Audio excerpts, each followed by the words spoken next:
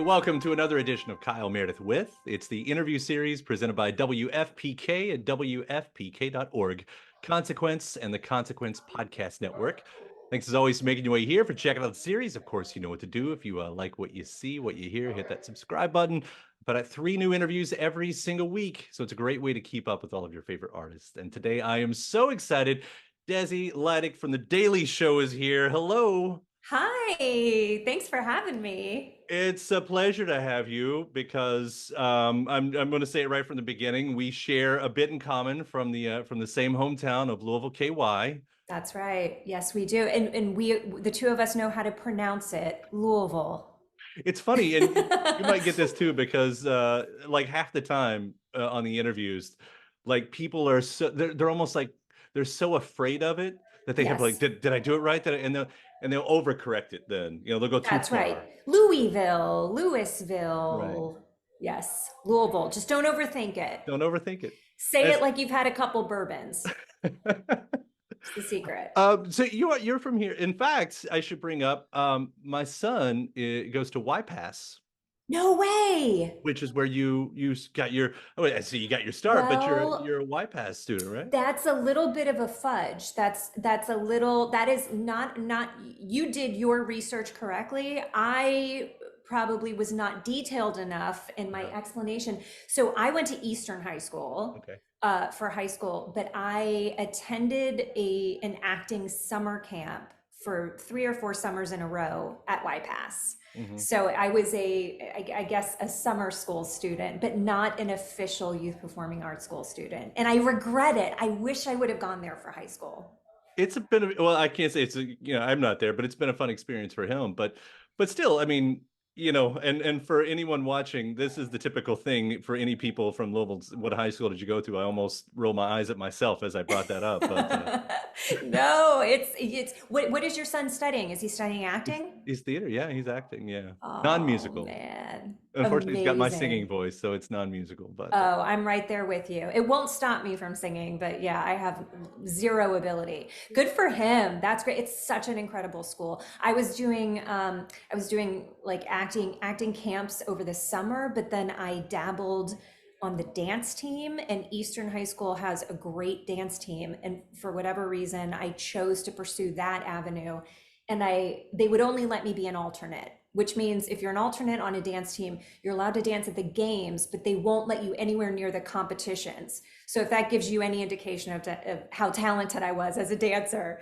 And so I only ended up doing 1 year and then moved on. I don't know what I was thinking. yeah, and how big of a role does that still play in your life? The Dancing? the dancing. Oh, I'm constantly dancing. I just have to like really think hard about it.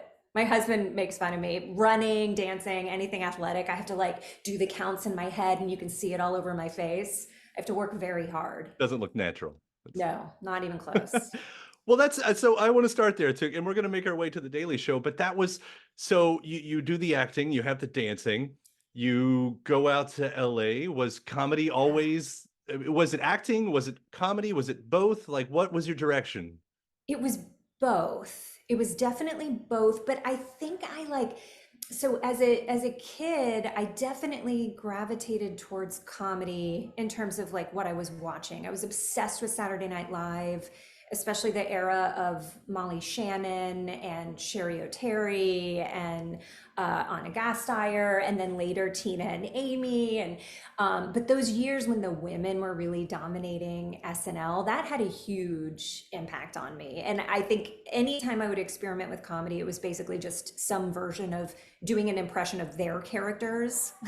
Like I was doing Sally O'Malley as though it was my own, but it's Molly Shannon's.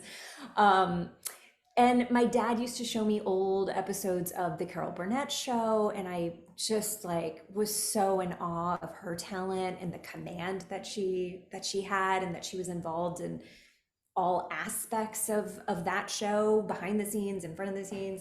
Um, And so I think it was deeply, comedy was deeply ingrained somewhere, but when I moved to Los Angeles, I just kind of wanted to be an actor. And I didn't go out there going, oh, I want to pursue comedy. It took me jumping into a few acting classes before I figured out, oh, this is what feels good to me. This kind of like makes my heart sing a little bit. And I was fortunate enough to have some great teachers who very generously said, hey, we appreciate that you're in this class, but I think you should go do improv. Like, go to an improv theater and pursue that.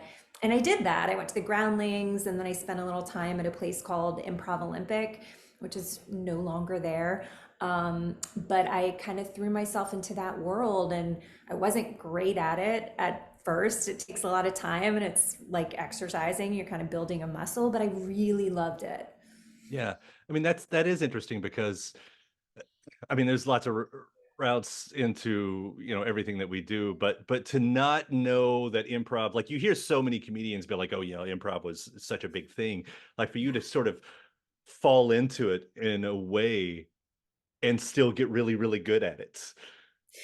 You have to be comfortable being bad at it for a while. And that was hard for me. I'm like, "Ooh, this doesn't feel good. Should I keep putting myself through this?" But there was always something about it where I was like, "Oh, this instinct would kick in," or there was something about it that just felt really exciting, and watching it. Like, I remember going to some early shows at the Groundlings and watching Melissa McCarthy and Kristen Wiig and these incredible performers who wound up having huge careers, and seeing how they did it and going, oh, you can do that. Like, people can actually come up with that on the spot. I want to learn how to do that.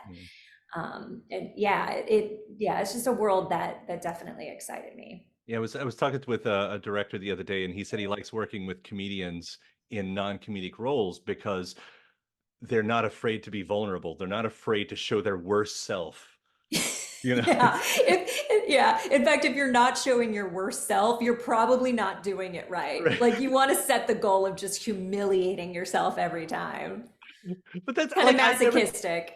yeah, I never thought of it in that way. But it's absolutely true. Like you need to stand up to, like you hear, like that's what you're hearing. You're hearing about like these moments that of course we wouldn't share usually ourselves, but that's what makes them, comedians and great. And like, Yeah. did that side become easy? Like, I don't know how much of that you leaned into showing your worst self, but Yeah, I think as a person, I think I really struggle with being vulnerable, and I think we all do to a certain extent, but we have these sort of like protections and guards and walls built up to protect ourselves from ever being vulnerable.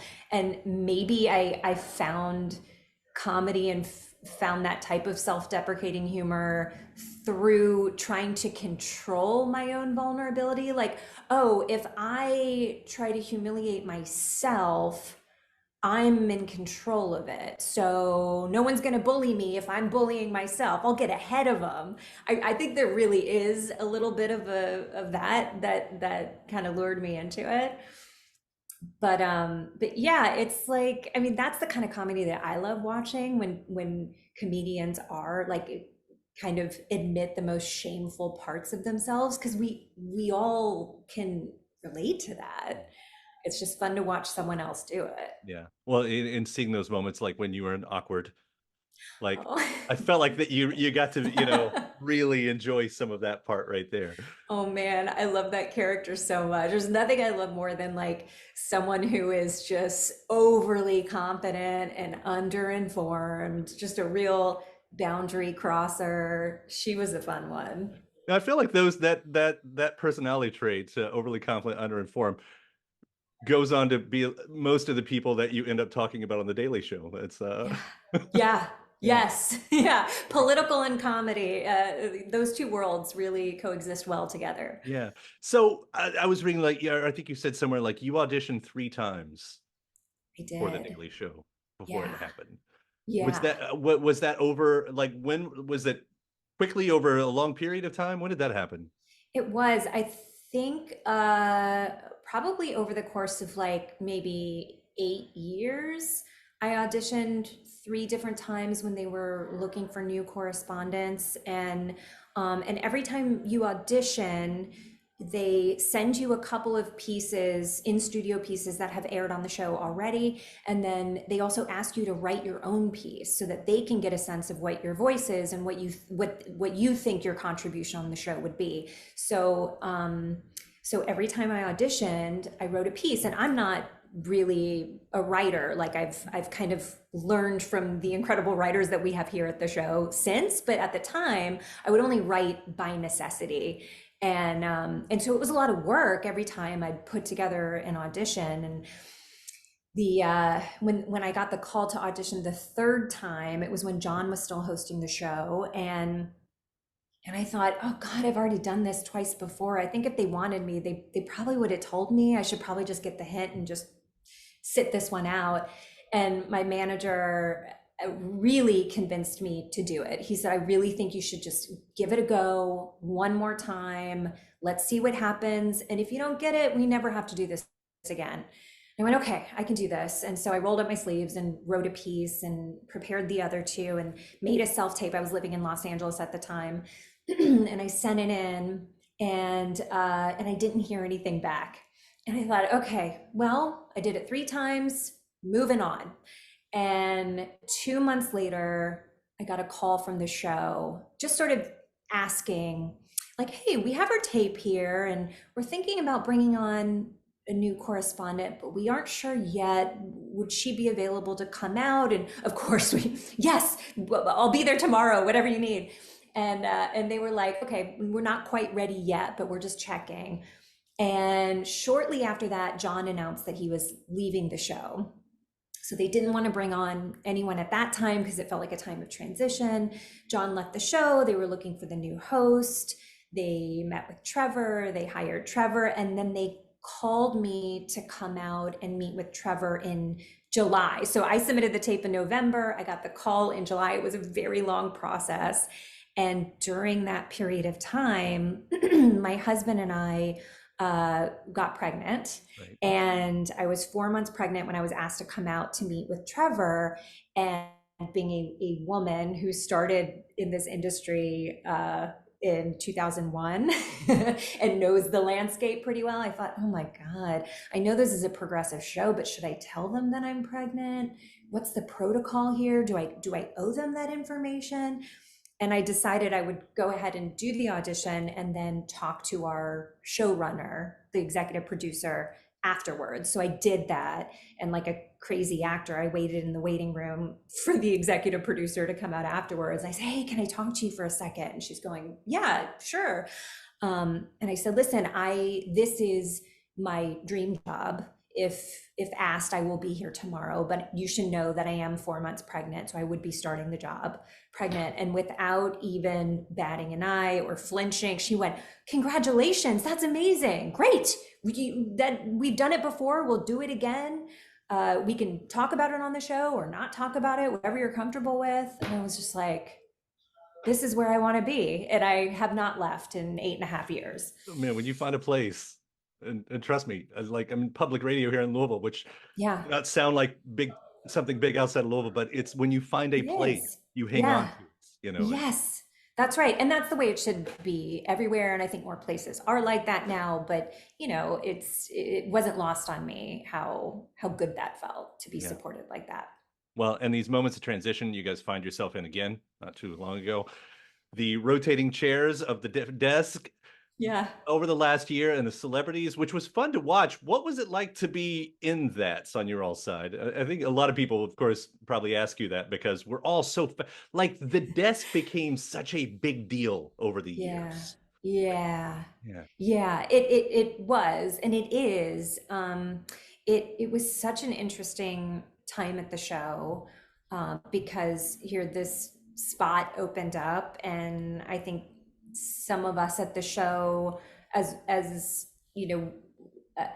I think many of us felt like, oh, we may never get an opportunity like this again. We got to put our hat in the ring. And so many of us did do that, myself included. But simultaneously, I was going like, well, can I do this job? Or would I enjoy this and would it work? And I didn't have time to like overthink it. I just had to go like, put me in, coach, wherever you can find a slot, just put me in. So we did that, and then and they, they really, the show took an opportunity to bring in a lot of voices, and I think it was a fun period of time because I think it proved, the Daily Show is an institution. There is a real DNA to the show. There's a backbone to the show that was really solidified by John and carried on and uh, cherished by Trevor, and yet Trevor evolved it into his own version of the show, um, and we have such an incredible staff and crew of nearly 200 people that work very, very hard to put a great show together every single day. And it's no easy feat. I mean, we move so quickly. So the fact that we were able to make incredible shows with loads of different voices, it's a real testament to the team here. And it was fun. It was great to be part of. It was really, really exciting. Yeah. And now what is so the correspondence you get your week, John does Mondays, and then you That's get Friday. right. What is it, Yeah. what is that rotation? Is it every 4 weeks, 5 weeks? Something like that. Something like that? Yeah, something like that. It's we don't have a full like a long-term calendar right now. We're kind of getting just a few weeks ahead, but I'm going to be hosting next week with Michael Costa. So we're going to be playing around with some duos as well. And then I have a week, a solo week, a couple weeks after that. So yeah, it's roughly like every 4 weeks or so, which is really fun. Yeah. Yeah, and to be, in the cycle that we're in now, we're in Indecision 2024. Oh yeah. Like, and I would think like this is helpful. Like on the off election years, I would guess every show you have to come up with something, but at least like this year you have a direction. Is Yeah. that close to the case? Yeah, I mean, I think we definitely we are knee deep in Indecision 2024, and there's a lot to cover every single day. I think there are also stories that aren't specifically election related that we're able to explore, especially out in the field or in a pre-taped segment. But yeah, we're starting to really gear up. We've got the conventions in the summer. We have the election in November. It's go time. Yeah. So, politics and comedy, and you've got to know a lot about both, I would guess. We Like, try. yeah, Yeah. right. Yeah. But we turn to you for the source. Like that is the great thing, and that's been sort of the joke, not joke, for over 20 years now, 25 years now, ever since John took over. But like I do, I turn you all on in the morning. That's one of the first things I do to watch the last night's Oh, show to get my thank you. news. And it's Thank you. That's nice to hear. yeah. That's really nice to hear. It's we definitely don't uh pat ourselves on the back for being everyone's first source of news, but we try to like say we are a comedy show first and foremost. Uh, we are not actual journalists, but we do. One thing that I really admire so deeply about the show is that we really do try to get it right. We report on the facts, and we have incredible researchers and producers here who take a lot of care in making sure that when we say something on air that it's the truth, it's been fact checked, and then we are able to riff from there and try to hopefully entertain people, because it's a lot to keep up with the news of the day, and it can be very dark, and it can be very scary, and it can be disheartening. But sometimes if you can infuse it with a little bit of comedy, it opens up the conversation. And I think particularly, I know I'm from Kentucky. I come from a very conservative family, a lot of Republicans, traditional Republicans, and I myself am a pretty progressive person. So I've had to have many uncomfortable conversations with family members. And I will say, when not to be idealistic about it or toot our own horn too much, but comedy can be a unifier, and it can open up a conversation that wouldn't happen otherwise. Yeah, no, I feel you on that. Most of my family is the same thing. Most are all conservative. Yeah. And that's not a surprising thing around here. We are No. the little blue dot in a very red states. Yes. How do you feel about McConnell finally calling it? I think How's that going to change the landscape? I don't know. I hope it does. I think it's time. I think that was a good call. He claims he's not going anywhere. But yeah, I think it feels like a step in the right direction. Um, Kentucky's so interesting to me because there is a supermajority GOP. We have a Democratic governor. It feels like the legislation that's being passed by some of these politicians who are really extreme right, almost fringe politicians, there are all these policies that are being implemented that don't necessarily reflect what the people of Kentucky actually want. Mhm. And I think, that's not speaking for everybody, but I think that's speaking for a lot of Kentuckians. And that's something that's happening all over the country. And that's what I can't quite wrap my mind around. Like, why is this happening? Right. Yeah, because it's basically known that Louisville and Lexington, for the most part, elect the governor, Right. and everybody else elects everything around that. Most people detest Mitch, I think, but they keep electing him because they think it gives the state some kind of power that I've never seen. Right. But Yeah. like Yeah. I don't think that's ever I don't ever get the sense that that's ever helped us. It's never helped me out in my daily life. I guess that's what I mean. It's Right. And I don't think you'd be the only one to say that. Yeah. yeah.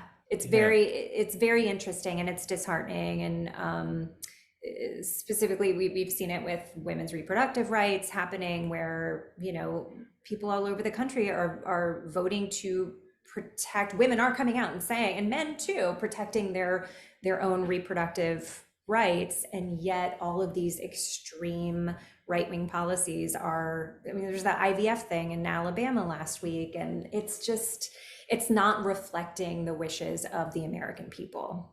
Yeah. Which, by the way, I should say your abroad special, it was so good. Speaking Thank you. of, yeah. Oh, that's so nice. I was very proud of myself that I was able to con Comedy Central into sending me all over the world for a paid vacation.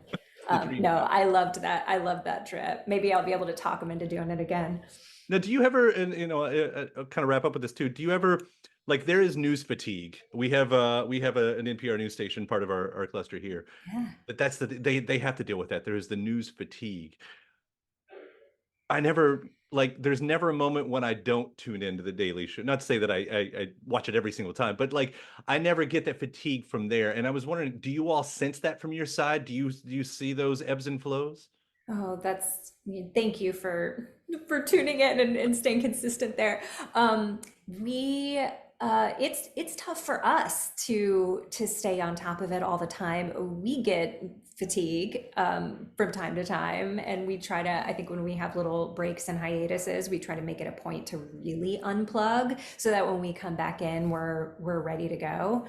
Yeah, I mean, when we decide what we're going to talk about every day, we're sort of mindful of what we watch the media very closely. Part of our job is to sort of satirize the media. And so we're trying to talk about the things that feel top of the day. We're trying to talk about things, report on the weather in addition to reporting on the climate overall. And if we feel like we're getting a little tired of a particular topic, we might go, let's talk about the climate for a bit and shift over to this area. And then there's always a nice little moment of zen at the end of the show to cleanse your palate and get ready for the next day. And I guess I'll quickly say too, my good buddy Jason Isbell was on with you. I Yes. loved your all's interview Yes. together. Jason, by the way, you know this, he's like the easiest person to talk to because he's so Dude. good. He is so good. And I knew him. I loved his music. And I knew he was on the show with Trevor a few times. And I loved his interviews with Trevor. But like having him on that week was such an absolute delight. He's an incredible storyteller. He's an intellectual. He has opinions that he wants to share, and He's such an advocate. And then he like just freaking knocked it out of the park with this beautiful performance. He is truly a dream guest and such a lovely human being. Yeah, every time if we go back to his drive-by truckers days, and Yeah. he's such a great guy. And Rex Chapman, I know he was on there too, and I know he wasn't Yeah. on yours, but the Kentucky connections are strong anyway. Yeah, yeah. I got to give him a little hug after the interview and a little Kentuckian to Kentuckian. Yeah, He's a it's so good great to guy. see how he's kind of turned things around, what he's become these days. It was a hero of mine, because I wasn't from Louisville, I was allowed to grow up a Wildcats fan. And That's right. Okay, okay, you're excused. right, that's gonna change. I love what you all do as a team. I'm such a fan of what you all do, and I'm so happy that that dancing didn't work out for you. Unfortunately. So, Thank you. That's the nicest thing anyone's ever said to me. no, seriously, thank you for taking the time to talk about it today. Thank you. It was such a treat. Good to see you. And thanks to my guest. Also, thanks to you for checking out the episode in the series. Before you get out of here, hit that subscribe button.